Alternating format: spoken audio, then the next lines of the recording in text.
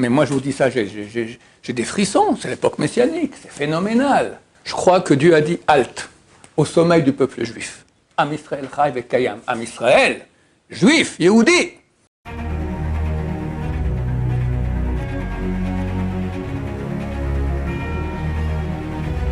Ce cours est dédié pour l'élévation de l'âme de Franck Avraham Ben Kamuna Malka Zechron Livracha de mémoire bénie, et de Myriam Bat Mahana ou Mahana Zechron Livracha de mémoire bénie. Ok, chers amis, hier on a vu, j'ai parlé de Parashat Vaishlach. Je fais un résumé du cours Germamia, où on voit que Esav vient avec 400 hommes, 400 c'est la croix gammée, et Yaakov décide de séparer son camp en deux, il n'a jamais fait, on a dit que ça revenait sur l'époque de la Shoah, on a vu qu'il y avait un camp au féminin, un camp au masculin, et juste après, c'est écrit « Vayalen sham balayla ahu ». Il a dormi là-bas cette même nuit, ce qui est très étonnant. Tu apprends que Esav vient avec 400 hommes pour te tuer, tu vas aller dormir. Et il faut même arriver à s'endormir, d'accord? Normalement, tu paniques, super panique. Dans le même verset, et il a pris, parce qu'il est proche de sa main, un cadeau à son frère Esav. Et après, le verset d'après, on dénombre tous les types d'animaux qui ont été envoyés et leur quantité. En tout, 580. On a expliqué hier que ça correspondait aux 5 800 000 juifs qui sont morts durant la Shoah. Gematria Saïr, Gematria du bouc la Azazel, le bouc qu'on envoie pour se faire expier. Alors ça veut dire quoi qu'il dormait?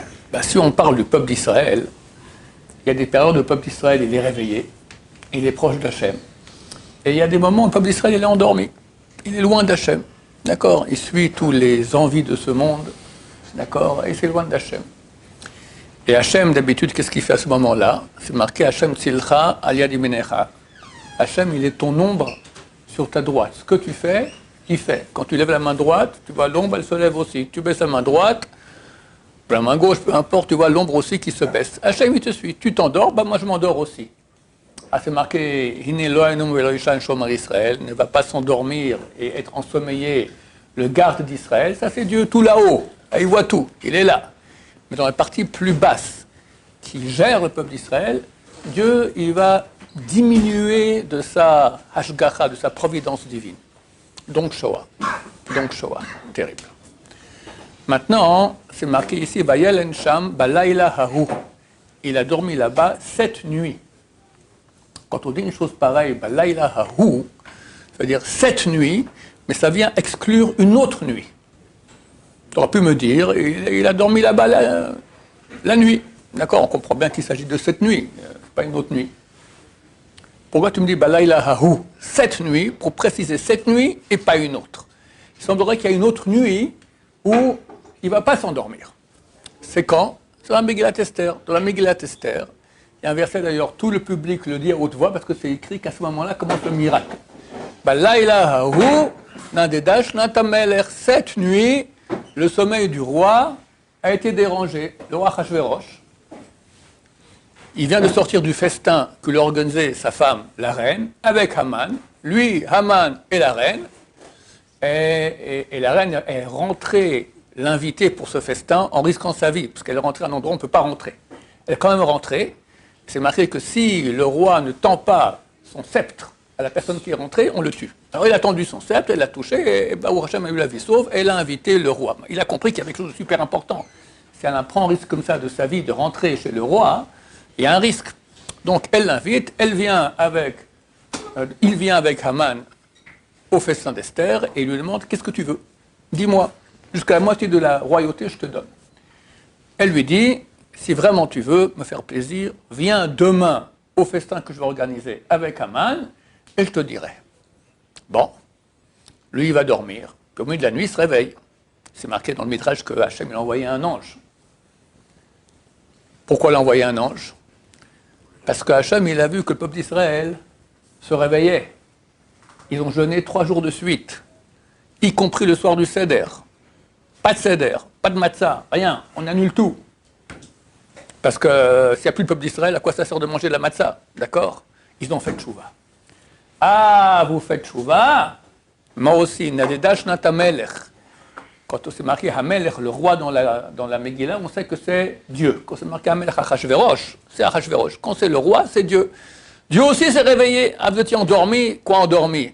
Ben oui, comment commence la Megillah? Ils ont mangé au repas de Achashverosh dans les ustensiles du temple.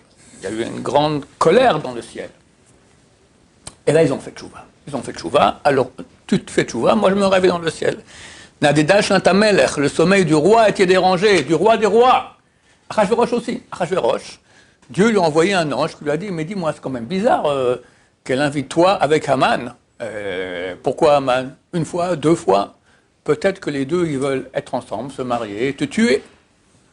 Mais pourquoi personne ne me dit rien? C'est pas possible. Il y a sûrement quelqu'un qui est au courant. Pourquoi on ne me dit rien? Peut-être que des gens m'ont fait des gentillesses dans la vie et j'aurais pas dit merci. Et j'en sais, le roi, ça sert à rien de faire une gentillesse parce qu'il ne fait même pas attention à ça.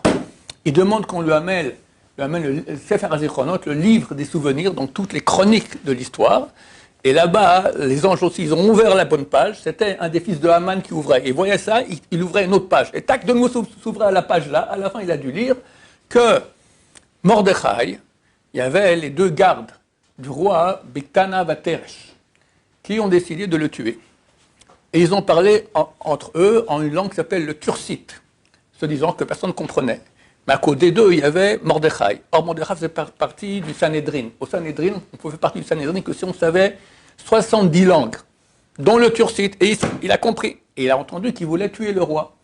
Alors il a dit à la reine, pour qu'elle dise au roi que, attention, ces deux-là vont te tuer. Ils ont vérifié, ils ont trouvé qu'effectivement ils voulaient les tuer, et ils les ont tués à eux.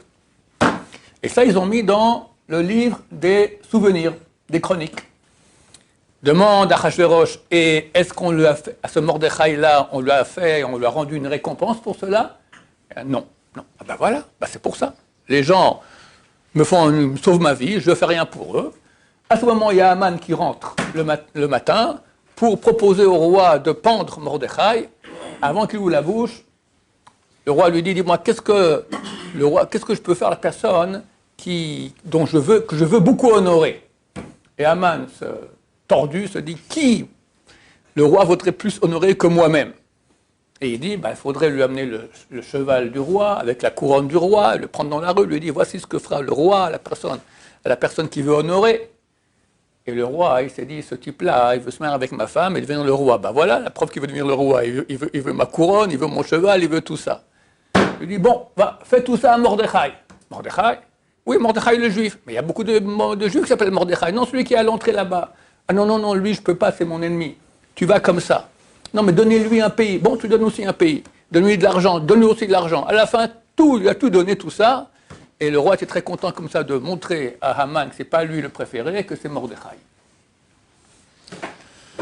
C'est là qu'a commencé le miracle. Après, ils sont allés au festin. D'ailleurs, Haman arrive au festin tout sale parce que sa fille, elle a vu que lui, il prenait sur le cheval Mordechai.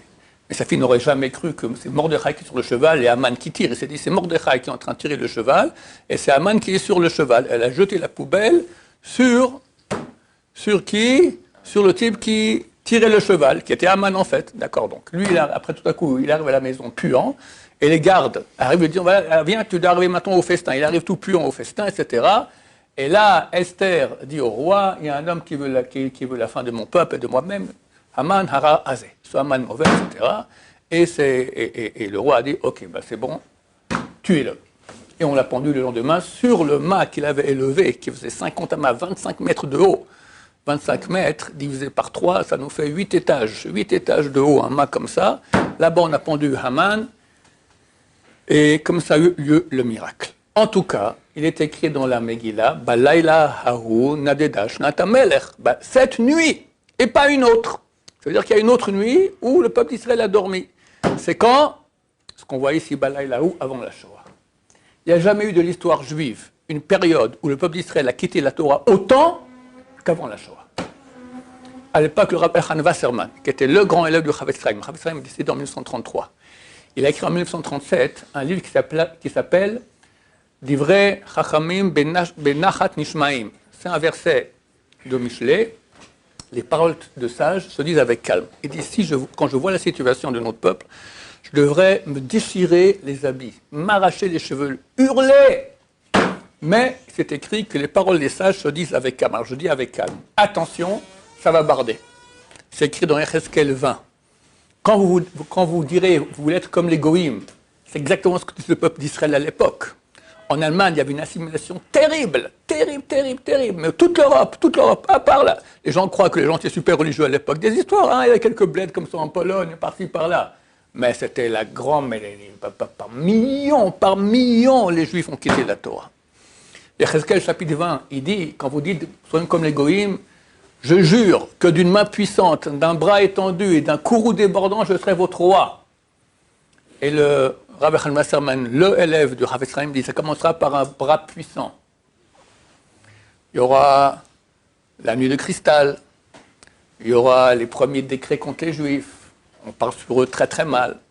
On fait tchouva, ça ira. On ne fait pas tchouva, il y aura le bras puissant. Le bras, c'est plus que la main. Et s'il n'y a pas une tchouva avec le bras puissant, il y aura le courroux débordant, une colère qui déborde, à trop loin, la Shoah. Et là, on a eu tout ça. Cette nuit-là, du peuple d'Israël, où tout le monde dort, elle a duré jusqu'à quand? Ça n'a pas changé après la Shoah.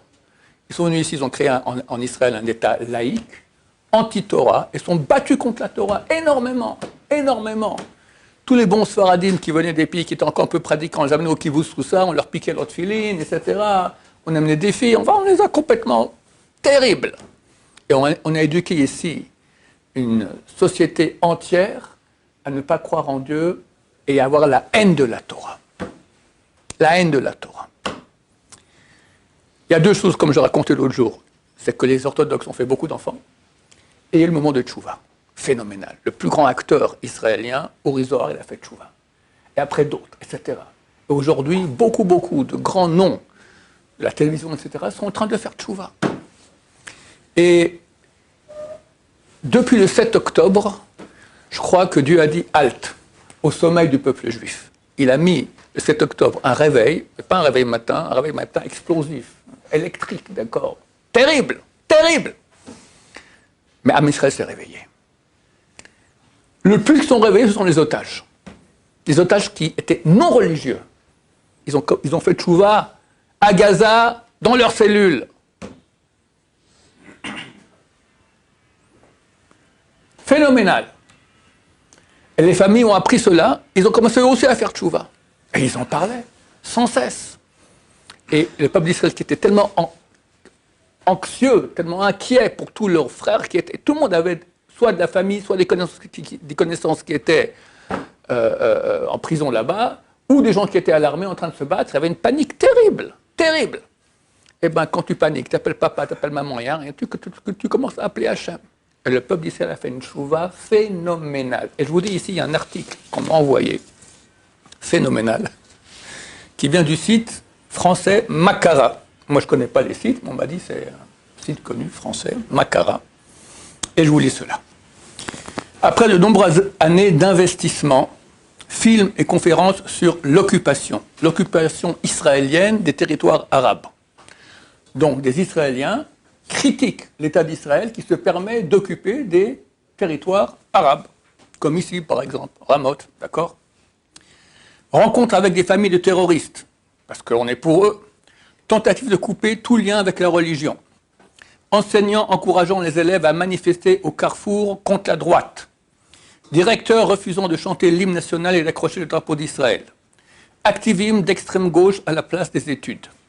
Volonté de façonner une nouvelle génération progressiste, éclairée et surtout dépourvue d'identité juive. On est israélien. L'histoire du peuple d'Israël commence à la création de l'État. Avant, c'est l'exil, c'était des mabouls, c'était des primitifs. Tout ça à la poubelle. Puis arrive un sondage de la chaîne 12 qui est plutôt de gauche, qui vient balayer tout le projet.